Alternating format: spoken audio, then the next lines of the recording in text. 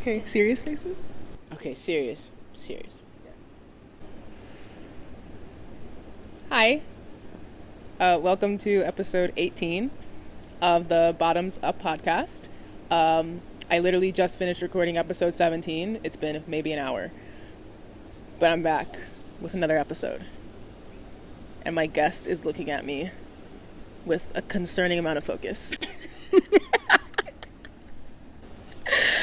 I am here with Lana Mims. Yeah. Lana is... I feel like I've posted you before, like multiple times before. Okay. Probably. Okay, I like that. Yeah. Appreciate that. Why would I not? Chocolate drop. Hey. Lana is one of the Playboys. Actually, Lana, you wear a lot of hats. Tell me what I do. Playboy host, an MC, performer, drag king, boylesque, personal trainer, your favorite DJ's favorite DJ. No. Yeah, stuff like that. Yeah. Is that the right amount of hats? Yeah, I think I counted. That was like 7. Yeah. You're terrible at counting. Terrible. Terribly good is what I didn't get to finish the sentence. Yeah. L for legend. Yes. How did you know?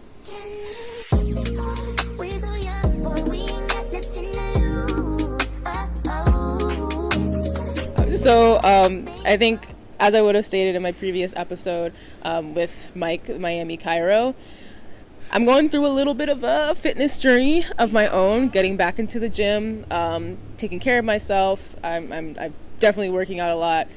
He cracked my back like one of those glow stick thingies. So, yeah, I'm feeling good.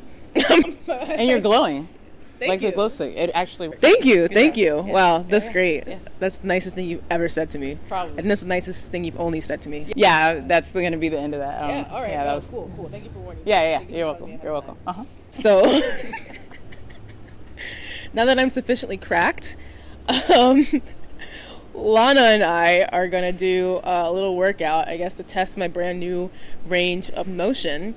And we're going to get to know her in the process. And oh, that would be fun. before we get into it, I just want to say, you are an inspiration for me. I consider you very near and dear to my heart, and I admire you and all the things that you do. And when I say that you wear many hats, I mean that as the biggest compliment ever. And I hope that someday I can have a love the way that you and Sienna have. Aw, thank you. Okay, well, that was super sweet and sincere, so now I'm going to make it awkward, but thank you.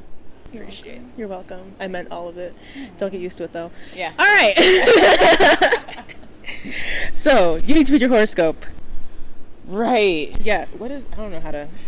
There's no button on it. It's an iPhone. It's the same as yours. No, it's not. I have a button. Why do you have a button? Because I like the button.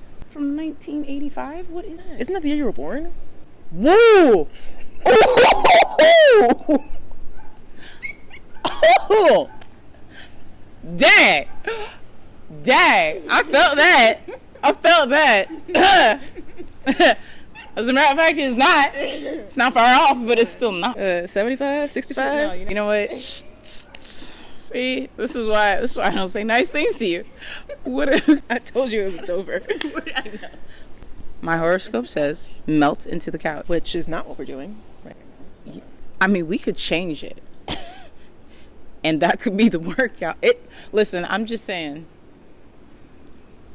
if this is what the universe is trying to tell me, maybe I melt into the couch and then you do the work. This is supposed to be my 5 to 10 mile run day. So, yeah.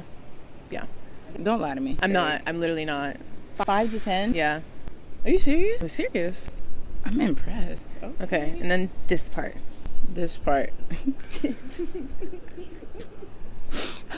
After reading this part out loud? Yes. Good. No one knows the context behind what happened earlier, so that works out. All right. Are you feeling suspicious of everyone? I don't know why you're shaking your head. I'm answering the question. Wow. For you. No, thank you. That's fine. I got it. All right. Today, there's a little person in your head saying that it is self-centered to be the one who is the most in love. It's not. You just have trouble accepting that your power games, really, okay, reveal the precise, deep level of insecurity you are trying to hide. This is a great time. This is very vulnerable. It's fine. Okay. All right. Take it slow. Don't control and possess the people you love. Is that it? Oh wait, what are your do's and don'ts? Oh. Do apologies, snuggling, slowing down. Don't projectiles, not project, but projectiles. Okay. On a whim, snarling. So basically, like, chill the fuck out. That's what your horoscope told you. It's just like, calm down. Calm down and like live and let live. You're not a horoscope girly, are you? I'm not. I'm actually not at all. Okay. Yeah, I don't know much about it. It was introduced to me later in life. It was like a lesbian initiation that I didn't know I had to take. True, yeah. And I failed horribly, and I am still currently failing because I still don't know anything about it, but I'll dip my toe in. Okay. Yeah. Do you want to start with some stretches? For sure. Okay. Let me just do like a little forward fold. Let's start there. Oh. So, I know you mentioned previously that you grew up in a very religious household. Yes.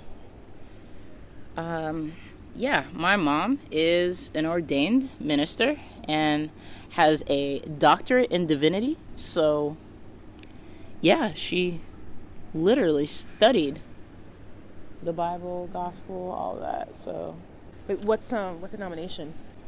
we were kind of Presbyterian, non-denominational. Growing up, she grew up Lutheran, and so that's kind of where she has her base. Yeah. Yep. So then, like, would you have considered yourself like religious as a kid? Like, is it something that you ever really felt connected to? Yeah, I felt deeply connected to it. All through. Whoops, sorry. I'm gonna bring this up with me. My bad. It's cool. Good. Doing great. Honestly, only within the last few years have I not considered myself religious. Yeah. I still have like a level of like spirituality to me and definitely open to a lot of different things. But yeah, I grew up conservative Christian, and that was pretty much where I was at. Yeah. And this was, you said Oklahoma? Yeah, Oklahoma. What was it like? What was Oklahoma like? I mean, at the time, I didn't realize like some of the questionable things that, we were doing. And I knew at my school, I was like the only black kid that graduated from my high school of like a small Christian school of 125. There's like 125 kids that graduated, and I was a black kid. And it's a lot of Bible Belt feel around it. And at the time, that was actually comforting for me. Like, I identified with it and saw the good in it. I would get frustrated with it at times, but my mom also was the same way. Like, she'd get frustrated with certain things and be like, that's not the teachings, so chill the F out. Like, this is not how we're supposed to treat people. What are you doing? Type of stuff. But later in life, that kind of changed with her, and that's where I had like a big dissension from the church. So yeah. So then, when did you move to Florida? I'm a former track and field athlete, so I was trying out for the 2016 Olympic team. Yeah, so I was doing long jump, and I needed somewhere to be able to do track and field year-round, basically, and you need somewhere that has a lot of sunshine, warm weather, even in the winter months. Winter months here, because this is winter. I know. It is 76 degrees and cloudy. Yeah.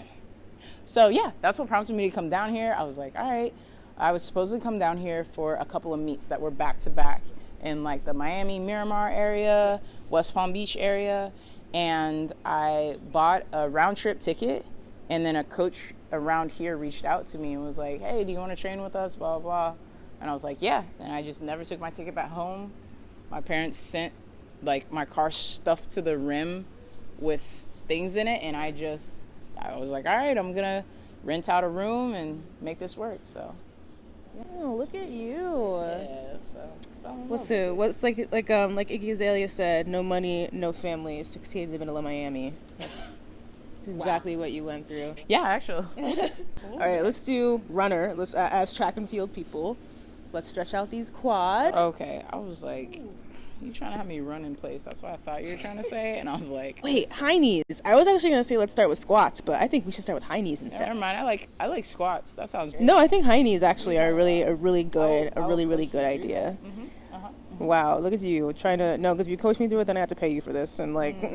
No. For sessions on me. Look at that.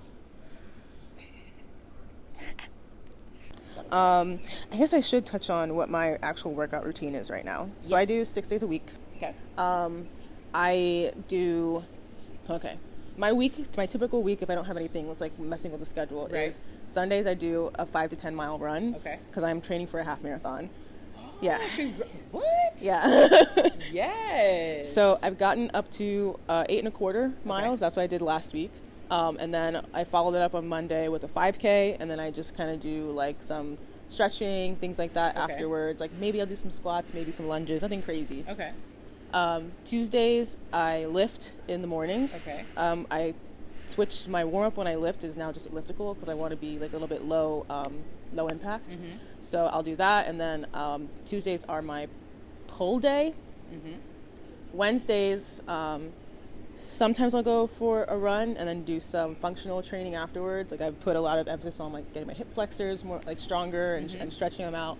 And then that's when I kind of focus more lower body. I do more of my squats, different variations, lunges, and then every other week I do soccer. Yeah. Thursday's rest day. Friday is pull day. No, Friday is push day. And then Saturday is horse riding. What did you just say? Horseback riding. Yeah. Okay, ladies and gentlemen, that is a first. I have met many people. I have never heard of a workout routine like that ends with horseback riding. I love that. Now I'm going to ask you the questions. How did you get into that? Man, I'm supposed to be dark and mysterious in this podcast. Go ahead, I can't answer too many questions. What? Yeah, I've been riding horses for like 10 years now. More than 10 years, actually. Wow. So, like, with what, I don't even know. Not what purpose, like, are you doing jumps? Are you... I do. Yeah, I do the jumps. Wow. Yeah. Like the stuff they do in the Olympics, but I do that at like a much lower, much lower, closer to the ground level. That's incredible. And how did you get started in that, though? I don't know. I've just always loved horses. Yeah. And so I was just like, I like asked my parents for a horse so many times when I was a kid, and they were like, we cannot afford that. Meanwhile, my dad was transmission swapping his Nissan Z in the garage, but anecdotes. Ooh, okay. So, yeah, but I started taking lessons when I was 13, and just from there, I just kept up with it. That's incredible. I was competitive for a while, yeah. but it's just like cost and time and stuff like that. Yeah. So I haven't really like done that recently, but I've started getting into like training young horses and developing them, like giving them a good foundation, and yeah. Did y'all know this? Like, I didn't know this. I'm so excited. No, I always like brand myself as a horse girl, so I figured that like everybody knew. No, brand yourself where as a horse girl? Maybe I'd be missing. I thought people knew. I don't know. No. Oh, okay. I love that. I'll be more open about that. Yes, please. And the horse that I ride is a bisexual legend. He has a wonderful boyfriend. They're super cute together. Yeah. Okay. They're both redheads. And they're both redheads? Yeah. Wow. Yeah. Okay then. I like that. Yeah. I like that a lot. This is exciting. All right, high knees. And then you killed the mood. Rude. All right, ready, set, 20 high knees. Let's go. All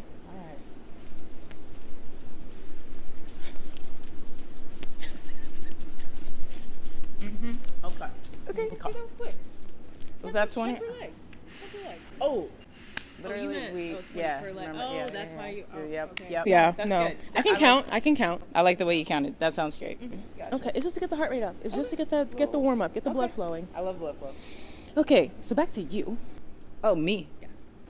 You moved down here, and then you were heading like towards like the goal of the Olympics. Correct. So how did that? It's like what transpired? You know, like what was the point where? Yeah. I mean, a lot of things transpired. Okay. Yeah. So the Olympic Games before that, so 2012, I had missed making the Olympic trials by 5 centimeters. Yeah. That's a heartbreaker. It hurt a lot. And I jumped. So the way that qualifying for the Olympic trials in the U.S. works is they have an A standard and a B standard. A standard, if you hit that mark, that time, that throw, that jump, whatever, that is automatic. You have made it into the Olympic trials. The B standard is, okay, you didn't hit A standard, but there are, for long jump, 32 slots that across the U.S., that's how many slots you have. If 10 people make the A standard, because it's pretty high. Yeah. 10 people make the A standard, they have to fill the other 22 slots. They go to the B standard and they just go in line of like who has the highest jumps or best times, best distances right after that. So essentially what happens is Olympic year comes and it's pretty much a full calendar year that we have to hit either the A or the B standard. First time, I like kind of was thinking I could maybe do it young in 2012. Didn't work out. I say young. Wow. Anyways, You were young. You are still young. I mean, yeah. Relatively. My knees don't seem to think that that's the case. Yeah, neither do mine. Apparently, my knees, my ankles, and my back of my neck all agree that I am not actually 26. I'm maybe like 94. But okay. Yeah. That tracks. That tracks. Yeah. But yeah, so that year before I jumped the qualifying mark, but I kept scratching, which there's a board. They say you cannot go past that, and I went past it just a little bit each time, but like was jumping the correct jumps. I was like, okay, I'm gonna make it. I got this. Could not get that same rhythm for whatever reason. Was 5 centimeters short. Didn't make it onto the Olympic trials. Then I moved down here, like I had said, and the coach that reached out to me was actually not who he said he was, essentially. And yeah, he was very underqualified and lied about who I would be training with. He said that I was going to be training with the Jamaican gold medalist, that she was coming and doing all this. And I kept asking, like, okay, when is she coming? Blah, blah, blah. When is this going to happen? You also said there were 2 other athletes that you were going to be working with, because a lot of times you want to train with a group and of course. Have that same goal and have that intensity within practice that really is able to push you to the next level. And I know for a fact, like, I don't train well by myself. I need either just like people watching so that I'm like slightly anxious and wanting to impress them, or just someone next to me that I'm competing with that is keeping me sharp and on my toes. And he just kept giving me different excuses, and I finally was like, can you please give me the contact information for the Olympic medalist? He was like, yeah. And he kept pushing off, and I was like, I need it now. Finally got in contact with her, and she was like, I've never actually trained with him. I told him that I'm retired and I don't want to do anything, and he keeps telling me to come down here and train with him and all this stuff. And she was like, yeah, we've never actually met face to face. He gave me like a training workout or 2 like a few years ago. Mm-hmm. And I was like, when you jumped like your furthest jumps and you were at the height of your career, was he influential in that? And she was like, no, he met me after all of that happened. And by that point, I'd already moved down here. I had like started to set up like, okay, this is my job, this is this. So then it kind of became I was training by myself. Then another coach reached out. It was a whole thing. And at the end of the day, I at one point switched which leg I jumped off, because I have really bad arthritis in my right knee. and mild arthritis in my left.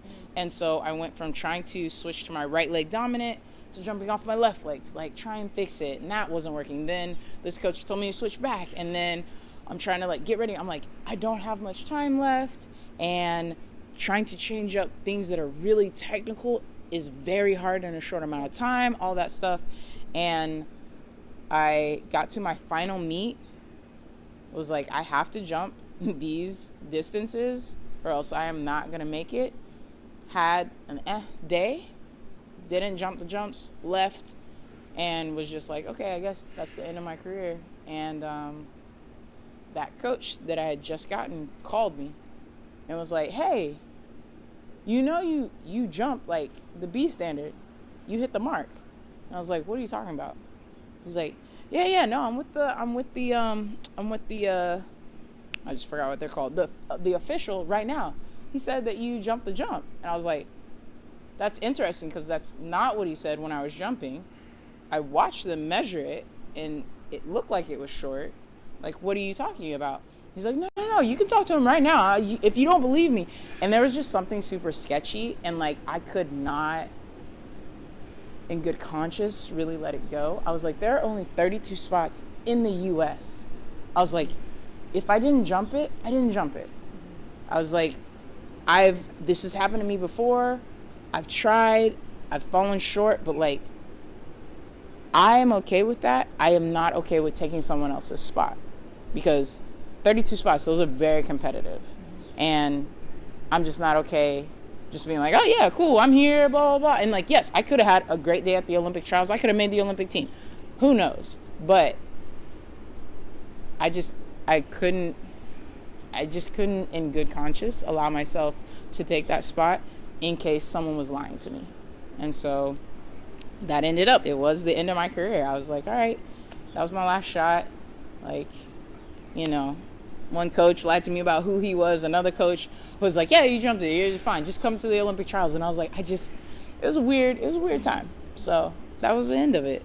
And in that though, I mean, I love it here. Yeah. And I've gotten to coach other athletes. One of my most consistent athletes, he's in college right now. He went on a scholarship. He was one of the top in the nation. And like watching him move towards that and like being able to impart like knowledge and things like that with him has really, I don't know, it's been like healing for me. So, yeah. That's beautiful.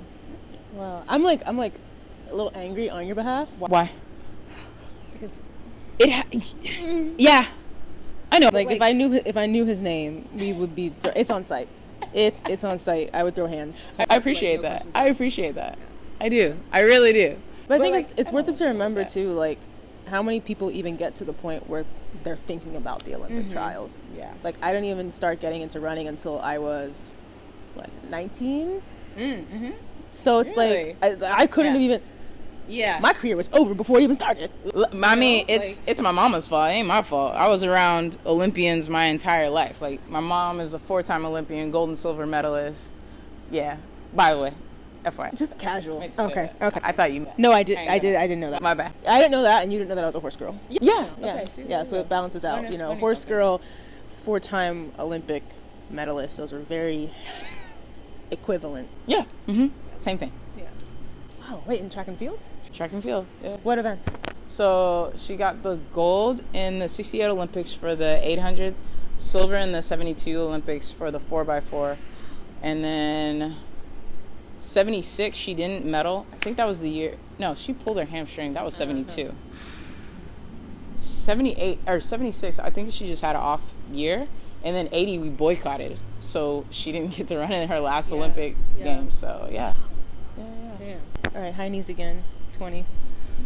She's mad at me. I feel like she's mad at me. Okay. Wait, how about like as an adult, can you like pursue it, or is it more so that like the wear and tear on your body is at a point where? Yeah, the wear and tear is past the point, and with when I was here like last year, 2 years ago, one of my friends, she was on the track team with me at the University of Missouri, and she was a thrower, and she's one of my close friends. Well, she made the U.S. women's tackle team. And so they went for Worlds, they went to Finland, Helsinki, and they did they did tackle football there. And like a bunch of people thought I was on the team. Like I was wearing like this jacket, and then I'm just tall. My physique is athletic. Just they're like, oh, okay, you're on the team, and like it was a lot of fun. And I realized how much I missed being on a team and competing. I was like, I have to do something. So then when I came back, there were flag football tryouts, and I was like, let me go try this, and then got hurt, and then tore my ACL. So then that ended that too. It's good times, guys. Hey, what year was your ACL tear? Last year, April. Okay, so you're about a year. Oh wait, not even. Yeah, not quite a year. I think I'm 10 months. About to be 10 months. Yeah. So when did you start switching over to doing like the physical training? Personal training, that has been since I was probably like a teenager, technically. My brother also, he was semi-pro. We're like oddly similar in that because we did track and field. Both of us were jumpers. He did high jump, long jump, and triple jump, and was a beast at all of them. And he sadly kind of had a similar path. Like he was Olympic level, moved somewhere for a coach. The coach like was never in the country, like would train him for like a month or two and then leave and be doing like all this stuff in exotic countries and then come back. And so he was like, okay, well, let me get a job, let me do this, and then kind of missed his window. But he started doing personal training, and with that, when I was in high school, he moved back to like make sure that I got into college and knew what I was doing like physically. And he would just give me like, we'd be training with my team, and he'd be like, okay, Lana, I need you to take them through this. This is what they need to do. This is about how many reps. Make sure that they have their form right, blah, blah, blah. Go. And I'd be like, bet. And I was like, all right, guys, this is what we're doing. We're going to do a circuit. You need to be here. You need to be here. Da, da, da. This is how you do the exercise. You should feel it here. Do not do this. Do not, da, da, da, you know.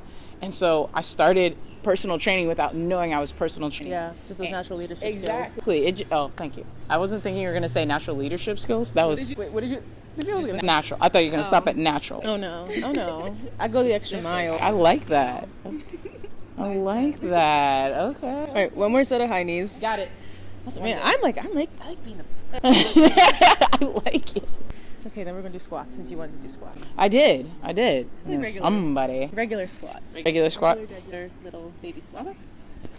Okay, so then what year did you start training down here, like personal training? So last year is when I started personal training down here, like specifically for my own company.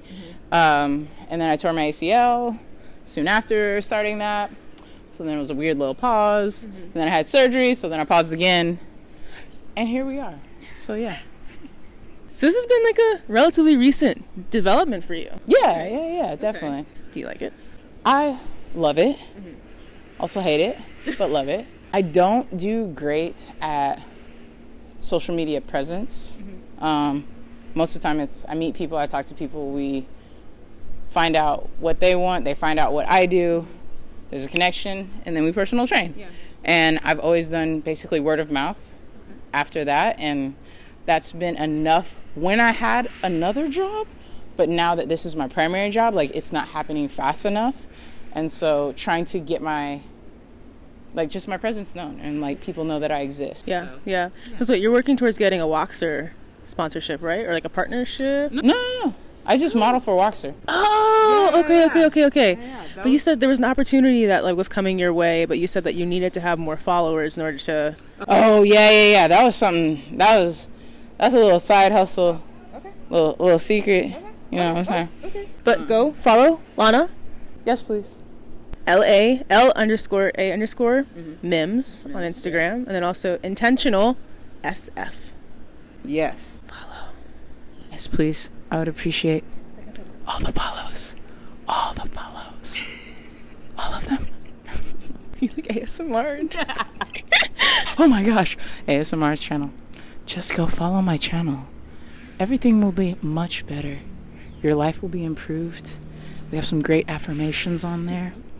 Most of them are just song lyrics, but it's fine. It's a good time. Yeah. So how I apparently did one extra squat. I'm just going to be down here for a minute. My bad. I know those knees need to be oiled. I got some WD-40 if you need it. Yeah, no. This one? Woo.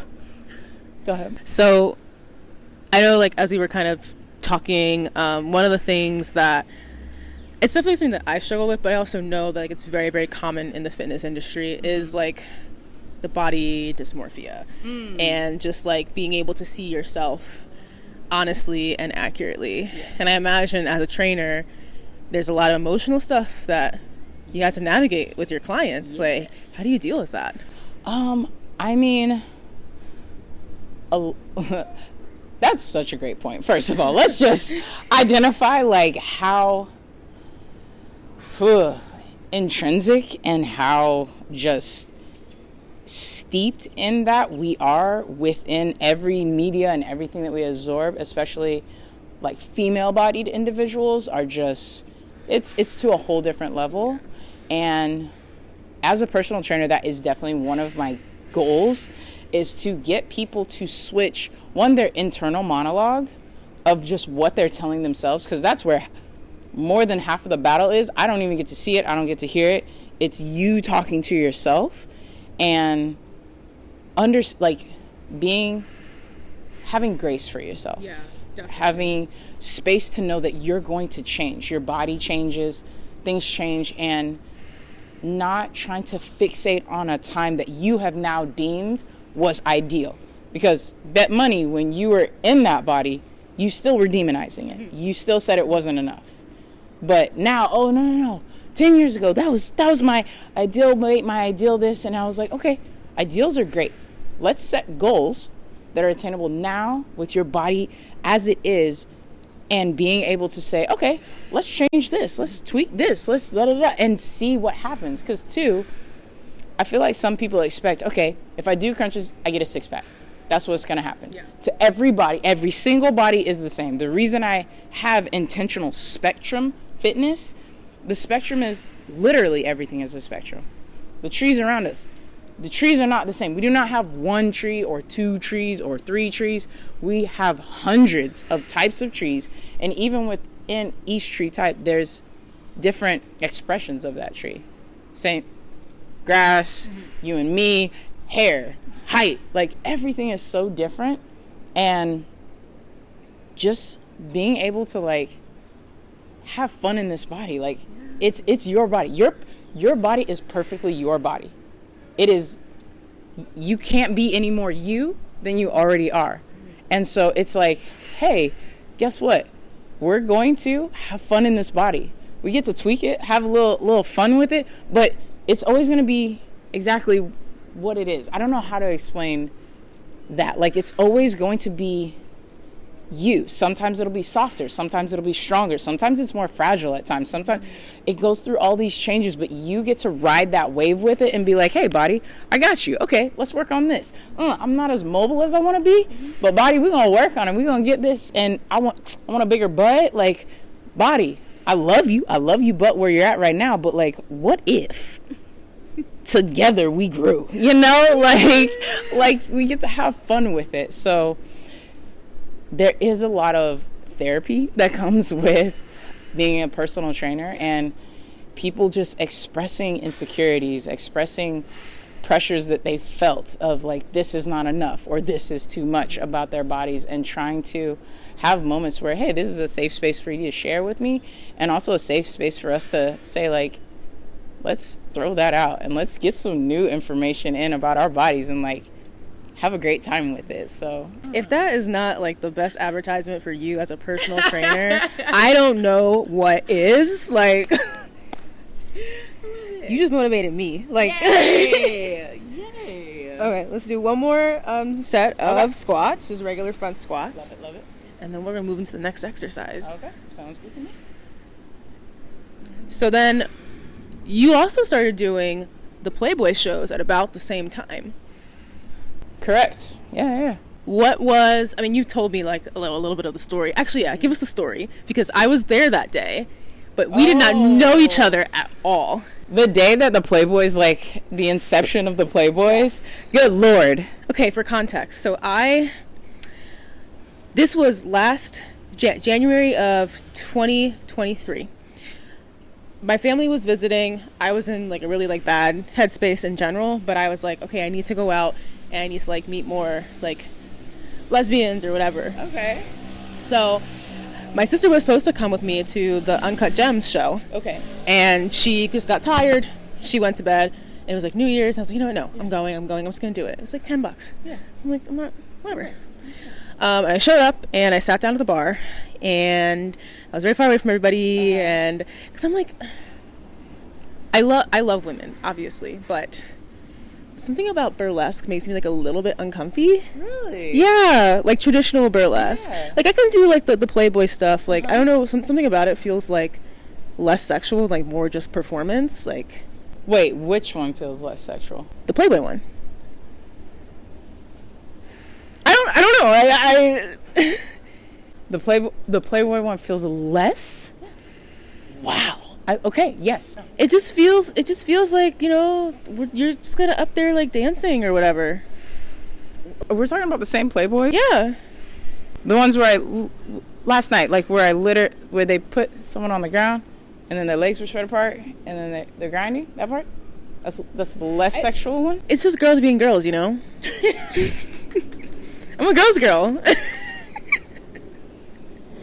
It's just girls being girls.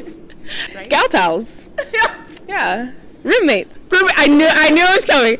I knew it was coming. Roommates. They're just roommates. Yeah, I don't know. It's just a little bit more comfortable for me. Okay. And like into like I like going and I like supporting you guys. So whatever. Yeah. So at that particular show, I was just really uncomfortable like with the burlesque, but I remember at some point Ray had gotten on the mic and she asked like if they wanted there to be like a mask burlesque, and so of course I'm like, like yes, give my baby daddies out here. I need to find a new one. So I was just like, yeah, like that's like super cool. Yeah. But my anxiety got the better of me on that experience, and I had to leave. Like I just couldn't. Yeah. I got really overwhelmed, so I left.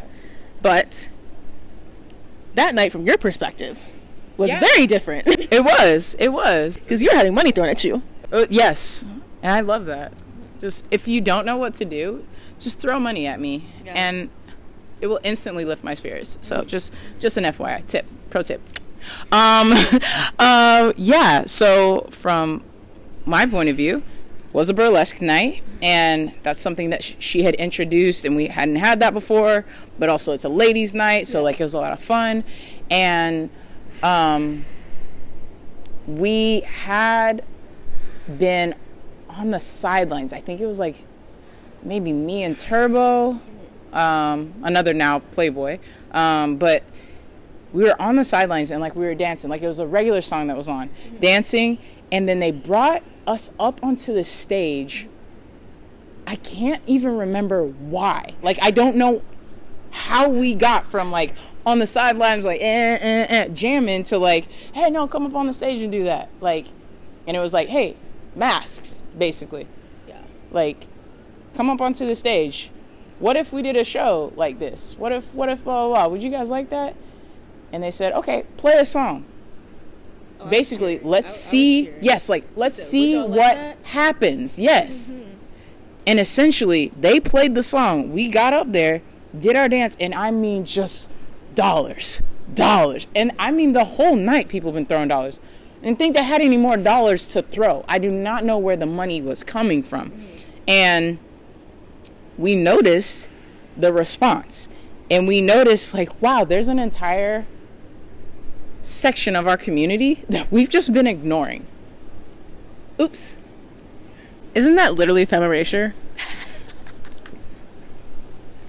Isn't that? We love you. Wow, I can't believe I'm being discriminated against in my own house. We love you guys. Okay, cool, great, love it. But we saw that, and we saw that there was actually a response. And that's the thing. Ray said, now if I put this together, will you guys actually show up and show out? And the crowd went crazy. And thus the Playboys were born. And I kept my promise. You did. A lot of people did. And that's the thing. It wouldn't have, if y'all would have screamed then and then not shown up, we couldn't have continued. But y'all screamed then came out, screamed through money again, then came out again for a year. Boom, boom, like clockwork. Yeah. And it was just powerful to see. It was like, yo, you guys actually want this. Like, this is actually something that we can sustain. Wow. But it's also like there really isn't, you know, in regular society, there isn't a celebration for masculine women. Mm-hmm. Or just like masculine presenting, even like androgynous women. Mm-hmm. And it doesn't even compare to the way that, you know, you guys are treated and celebrated like within the lesbian community, the sapphic community. Yeah. And like it just feels right. I think that's why like I feel like that much more comfortable like with the Playboy shows, because it's just kind of like it feels like it's filling a hole that was missing previously. Yes. That's what I love. I love that. Okay, you want to do crunches? Huh? Crunches? Uh-huh.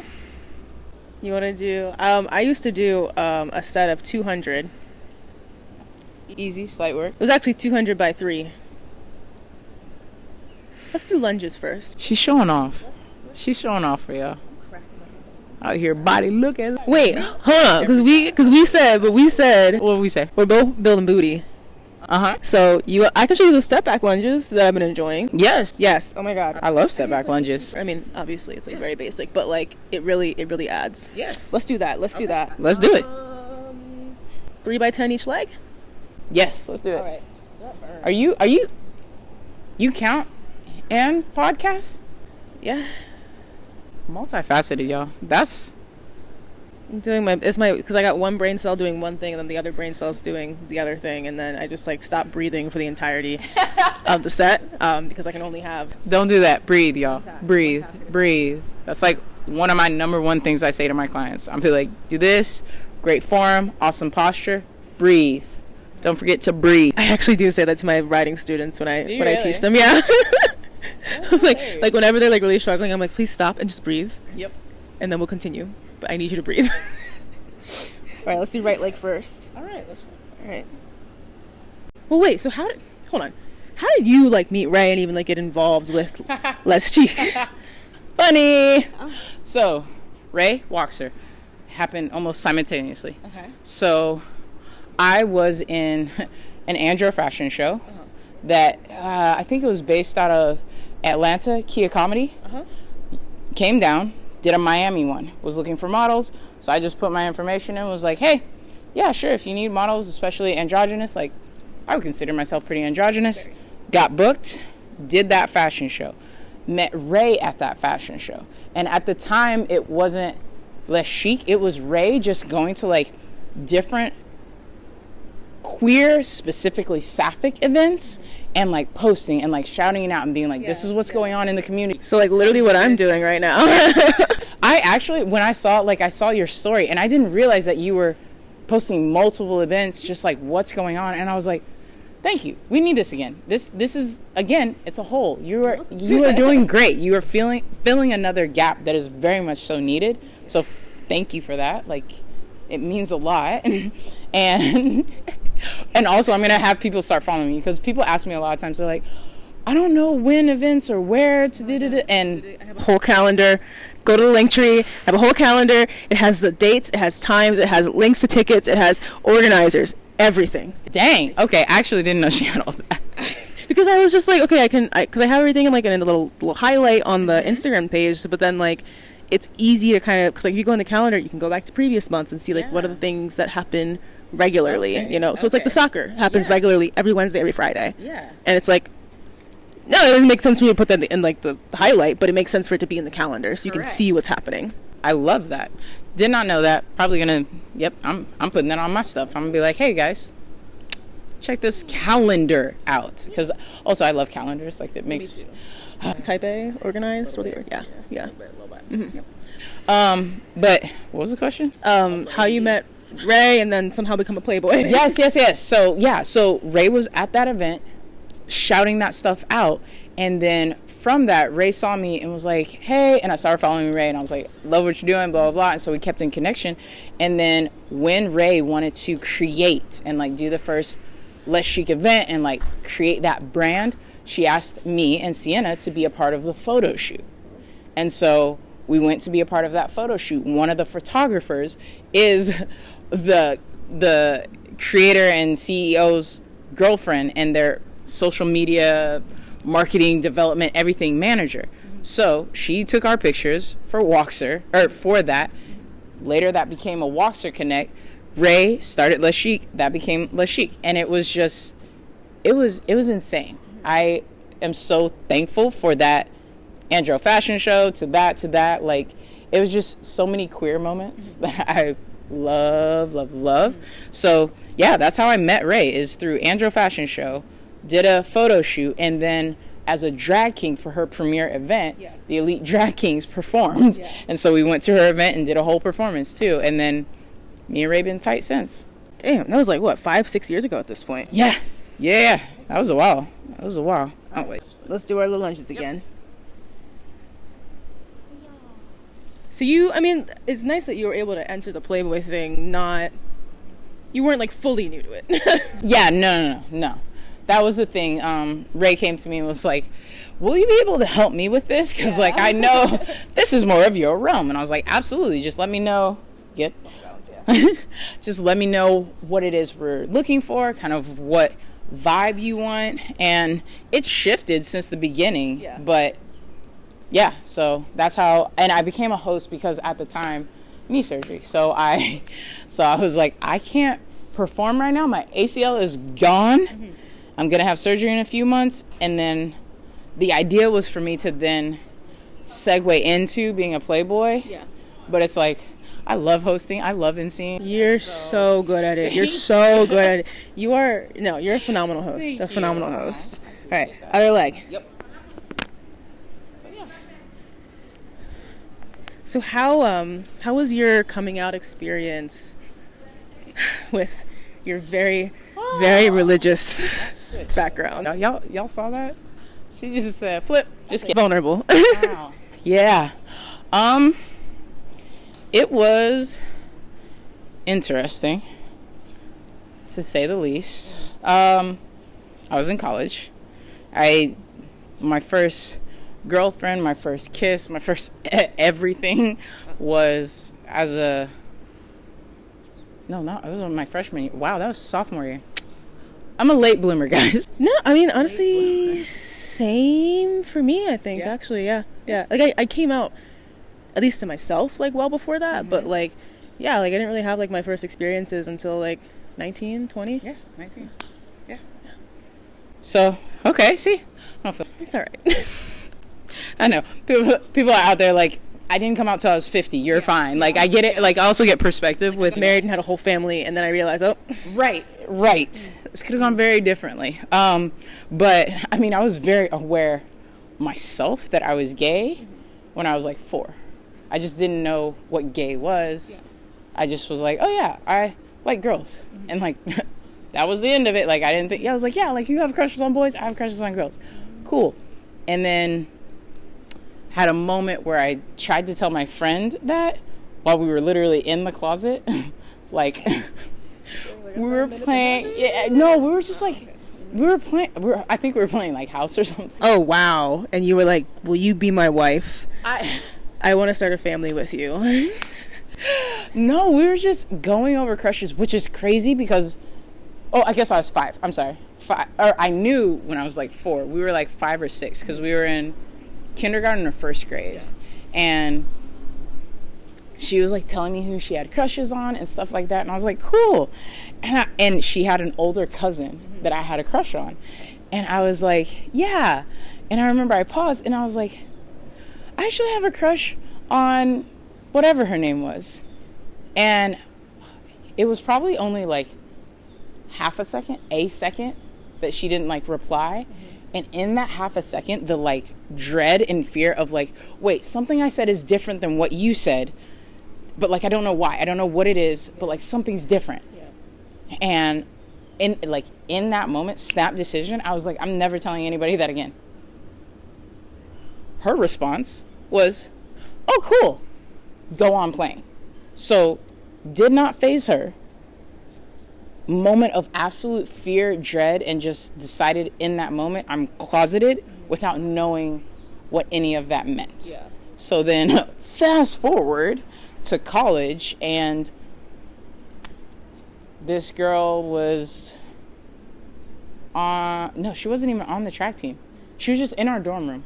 And one of my other teammates, like, met her, super outgoing. Like, all of us are really, really tight friends to this day. I love it. But met her on the elevator and was like, hey, we're going to this room for a party. You want to come?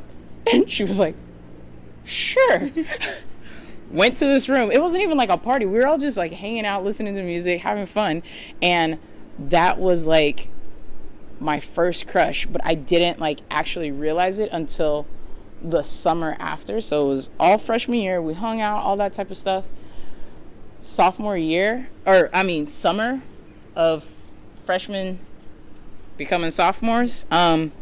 We like called each other all the time, every day, being extra gay, all that stuff. But I didn't realize it until she like explicitly started hitting on me. And I was like, do friends talk like this? Like almost a year, and then you were like, oh, I guess this is. Yeah. That's very lesbian. Yeah, it was. And I got it eventually, but it took me a while. And then we dated for 1 year, and then she broke my heart. And as they do. yeah, and I had a complete breakdown. And it was like in December, and our track season, like indoor, starts in January. And I wasn't able to sleep. I wasn't eating. Like, my workouts started to decline. So my coaches were like, hey, what's happening here? Like, what's going on? You seem a little off. And I was like, no, everything's fine. It's fine. It's fine. And one day, my mom called, and she was just like, hey, how are you doing? And I just completely broke down, dying, crying, and couldn't really get out what was like on my chest. And I think there I might have told her, or she said, do you need me and your dad to fly up to you, like to come to you? And I was like, yes, please. They were there the next day. I told them everything. It was on the phone. So I told them first. Yeah. I was like, listen, I'm gay. I've been dating this person, like, but now we're not dating anymore, and I don't know what to do. Like, I am so sad, and I don't know what to do with my thoughts. They're going to dark places. Like, I can't eat, I can't sleep. Everything is falling apart. And my mom and dad were like, we'll be there. See you in 6 hours. Like, ready to go. So that moment actually felt really good, because their immediate response was, we're going to be there for you. The subsequent response after that was not that, but yeah. as it does happen, unfortunately. But do you still have a relationship with them? It was good until I got engaged, and then what I thought happened when I came out did not happen, and they refused to be a part of any part of it. And I was like, will you come? Or my wife proposed to me, and she was like, hey, will you guys come to the engagement? Like, Zoom into the engagement. Be here for the engagement. Help me out for the engagement. Anything. Yeah. None of them. Then I was like, hey, will you guys help me pick out like an outfit for the wedding? No. Will you come to the wedding? No. Will you come just help me get ready? No. Will you come to the reception? No. Hey, let's try this all again. And like, because we were engaged for 1.5 years, month after month, I would just keep asking, keep calling. I'd call, be crying. I'd be like, I don't think you understand how much this means to me. I need you guys there. I want you there. If you don't come, it will permanently change our relationship, and I don't want that. Like, I love you guys. And they're like, we love you too. But I was like, no but. I need you to be here. I'm begging you to be here. And like, even now, like, saying out loud, it still hurts. Of course. How would it not? Yeah. There's very few things I've ever begged anybody for. Like, I'll ask, and I'll be even like repetitive with it when I want something, but there are a few times where I like beg for something, and that was one of the times.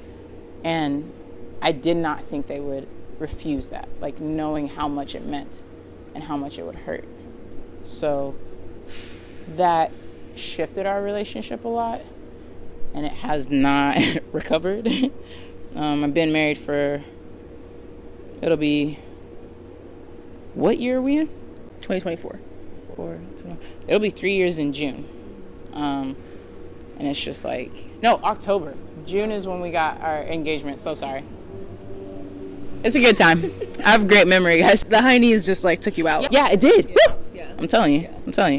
You should hire this trainer. She's really good. Hey, I like money. No, I'm not gonna lie. The one time that I was on stage for a Playboy performance, and I felt like $1 grazed my arm, and I was like, wait, because I was like really uncomfortable at first. I was like, hey, what am I supposed to do? And then I felt that, and I was like, hold on, maybe I can do this. Maybe maybe I can get used to it, because it was a fresh dollar too. Like that that just came out of the ATM. Yeah. So just recently unpackaged, and it just gently grazed me. I know what I'm about. It's weird. All of a sudden you're like, where? Oh, it's a whole nother person. Just like, you're like, whoa. All right, it's my alternate personality, you know. It'll step out. I was like, maybe if I can just like put together a little stud outfit and kind of like, you know, like, because I'm not. Obviously, like, I'm not. Listen. No, Listen. I'm editing this out because I don't need anybody else to stop. Don't edit that. Listen. Okay. There's like 50 different things that like that just went through my head. So like, one, I'm always looking for people to like help with performances, right? That's a good segue in, right? Not the main event. You don't have to come up with your own thing. You don't have to create your like costuming. I mean, you still kind of do, but you don't have to create the concept. You don't have to do the music. You don't have to flat out figure out the choreography. I say, hey, would you like to be a part of my performance? Just, you know, get your toes wet, get you out there in front of people, see how you do, see how it feels. You get to work on whatever it is that you would like to accomplish within this. So like, that's option one. You know what I'm saying? Option 2, 3, 85 is just like dive in whatever direction you want, and I will be right there, just ready. Like, hey, I got you. Do you want me to help with something? Like, I'm just saying.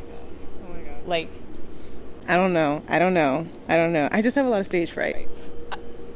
Do you know how I became a drag king? Because I have performance anxiety out the wazoo. And my friends were like, Lana, every time we're at the club, you dance, you lip sync, and you entertain, like, you interact with us like we're a crowd. And just have the best time of your life. Take that same thing, just throw it on the stage. And I was like, yeah, but then I'm actually performing, and I actually want to be good at it. I was like, here, I'm an absolute goofball, and it does not matter. Like, I don't care if I look ridiculous. And they were like, yeah, don't care, just on stage. And that was my stepping stone. The reason I'm so comfortable in front of a crowd now is because of that experience. Like, literally kicking me out there, being like, but then it was intoxicating. Like how you were saying, like,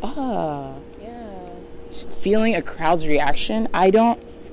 People think I'm joking when I'm up there, like, and I say something, I ask them to do something, and they do it, and I'm like, whoo! It is not. You do crowd work. You do good crowd work. Love that feeling, that interaction, that exchange is magical. And performing, you get to do that exchange. I don't know, because I feel like I could only do it in a mask outfit. Like, I don't think I could do it like femme, because like I almost needed to be drag for me. Okay. Bet. We'll talk about this later. Because I don't want to get anybody's hopes up. It's been a while. I'm anybody. My hopes are already up. So, All right, you're doing push-ups now. We're doing push-ups. Yes. Yeah. So I can get some weight off of your leg. Okay, I love it. This is hilarious. Knees. I'm glad that we're both broken. It's really great. So, okay, this is something that's like super specific that I have for you and also other people. But when you were like doing your wedding, and when you were like planning it, how did you? Because obviously, like the way that like weddings are done is like from a very like Christian standpoint, typically in the U.S. So, like, what was the inspiration that kind of like led you guys maybe in a different direction? Yeah, we looked up different like wedding ceremonies and rituals in different, even like countries. So Sienna is Black, white, and indigenous, and within that, our highest percentage is wow, I just blanked out. Nigerian. Woo! Sorry, our highest percentage both is Nigerian. So we looked up wedding ceremony. How many? What are we doing? 10. 3 by 10. Are we doing close, wide? Just doing regular stance. Regular? Yeah, regular, like shoulder. Okay. I thought this was You're doing great. You're doing great. No, I'm just kidding. Grande. How many? 10. All right. Cool. But yeah, so we looked up different rituals, and then we looked up queer like layouts for your officiant and like things that they say within their ceremony. So that's how we did it. We went with we looked at, or especially me, I ended up writing out our ceremony, like how that went, what the officiant would say, what we would do. We just found the things that like spoke to us that we really liked and enjoyed, took those pieces, meshed them all together. Me, I naturally like humor, so I told my now wife that I kind of want this to be a bit of a roller coaster ride. I was like, I want people to cry, then laugh, then cry, then laugh. Vulnerable, deep, goofing around. Yeah. So that's how we did it, and like making the decision that we're not going to have anyone give us away. We want to walk down the aisle together. We actually saw that in a wedding prior to that, and it wasn't even a queer wedding. It was just, I mean, the person afterwards. The person came out as queer, like they are not came out as queer. They were queer, but like they married into a heterosexual union. Yes. But the way they did it, they did not, he wasn't at the altar already and she being walked down and given away. They came in it together, and they had more of an indigenous feel within their ceremony. So we like took notes from that. Then that year we had like 4 weddings that we went to prior, and we were just over there like, I'll take a note. Interesting. Yeah, like I like this. This is cool. I'll take this. Yeah, so it ended up, that's what we did. So I wrote our wedding. Sienna made everything for our wedding. Like, when I tell you, this artistic, just nymph of a woman made so much. Place settings, all of it. So she did all of that, and it was just ours. Like, it was just steeped, like, yeah, this is our wedding. You could not walk in and be like, I wonder whose wedding this is. It just, like, our cats were centerpiece, like, markers. Like, yeah. Wow. It was unique. I mean, I asked that question. I say it's, like, personal for me because, like, I was raised Roman Catholic. My parents weren't, like, super religious, but, like, I went to church. I went through communion. I've been baptized and all of that. But I've always had like a really hard time like reconciling my lifestyle and some of the things that I do with Catholicism, with Christianity. So I just kind of made the decision to step away. And even like I really hate celebrating Christmas. I hate like engaging like in Christmas because I'm just like, this isn't, it feels like this isn't my culture, you know? And it just like, I don't even like the way it feels like, Christmas and like a lot of like Christian like traditions are kind of, they become so mainstream. Yes. That they've been like very bastardized. They've been very capitalized on. And I just like, I don't want to, I don't know. So like, I've always felt weird about the idea of getting married in a Christian like ceremony. Yeah. Because it just feels disingenuous. Yeah. I don't know. Yeah, no. And I mean, it's funny because my mom has been a part of either officiated, sang at read from the Bible at like multiple weddings. And so it was funny because my mom asked me like some questions about how the ceremony was going to go. And I was like, no, we're not including that. We're not having a Christian wedding. Yeah. And my mom's brain was like, what do you mean? She's like, it's just a wedding. I was like, no, that's a Christian wedding. I was like there's certain things that like the Jewish culture does. Yeah.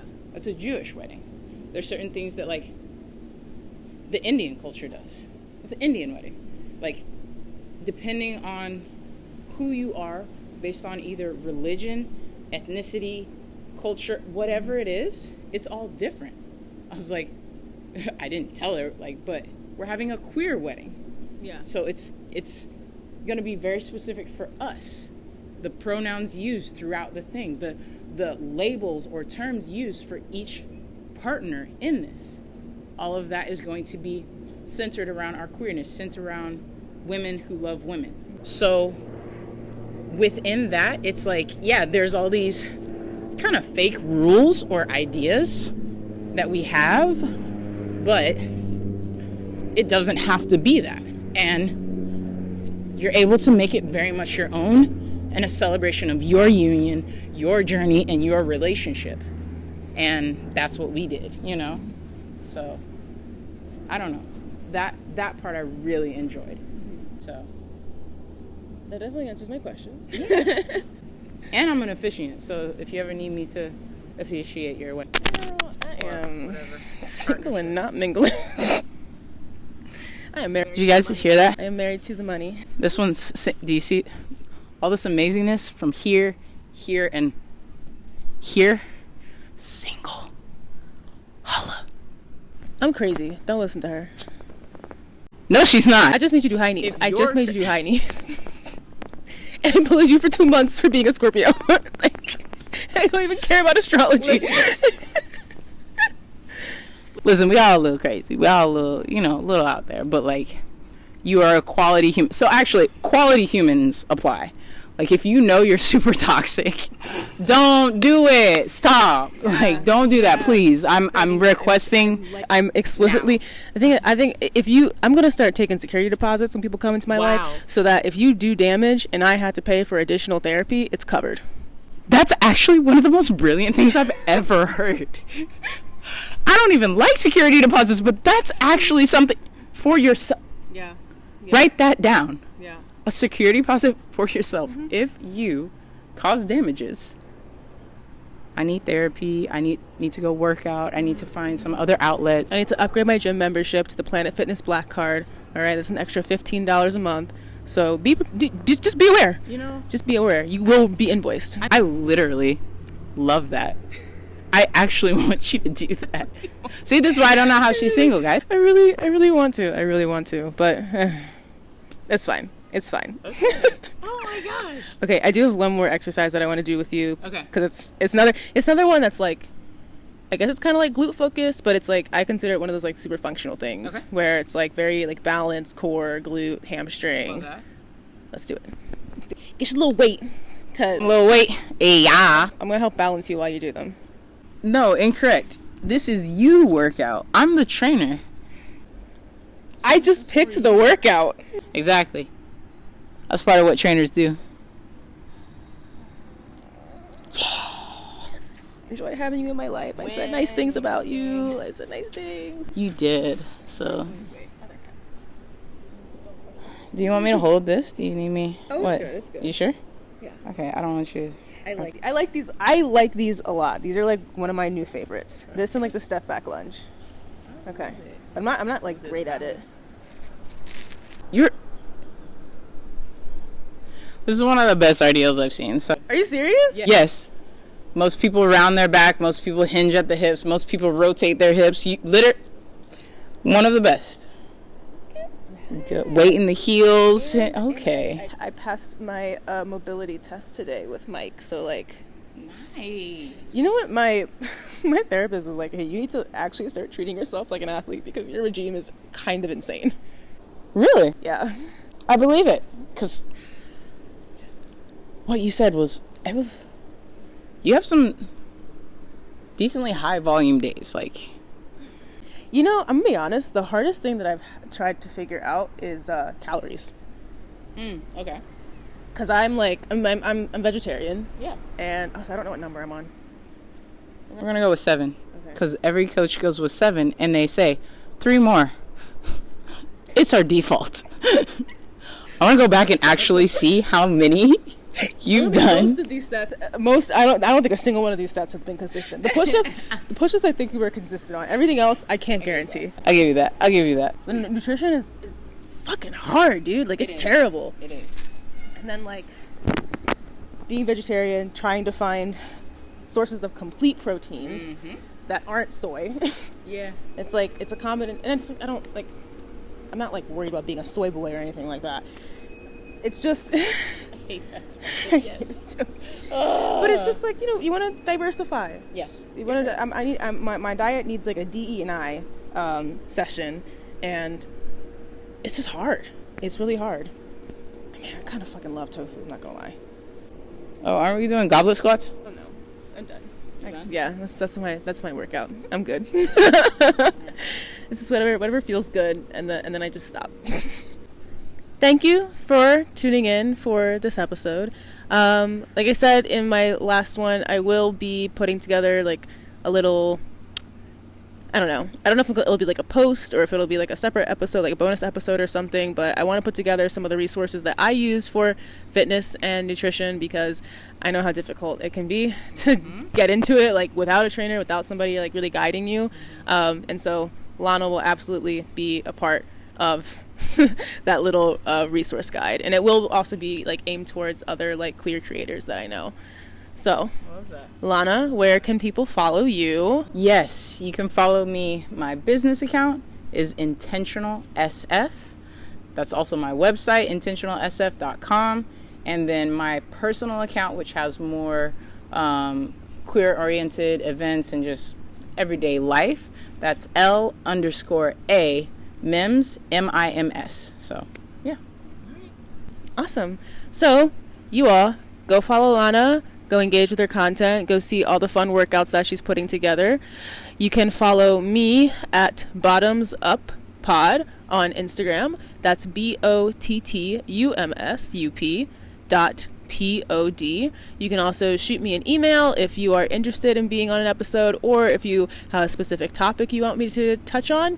My email is bottumsuppod@gmail.com. Make sure to like, subscribe, follow, interact. I got a lot of cool stuff coming up over the next couple of months, and I'm really excited. I'm excited. I'm excited for you. I'm excited for you. I'm excited with you. Yes, with. Together. But seriously, follow, like, please, what you've already said that you do, it's needed. Let's support. Let's be there. Let's engage. Like, we can do it. It's the least we can do. We got this. So we got to get the algorithm working in our favor. Yes, correct. Dang algorithm. Thank you guys for watching, and I will see you in the next episode.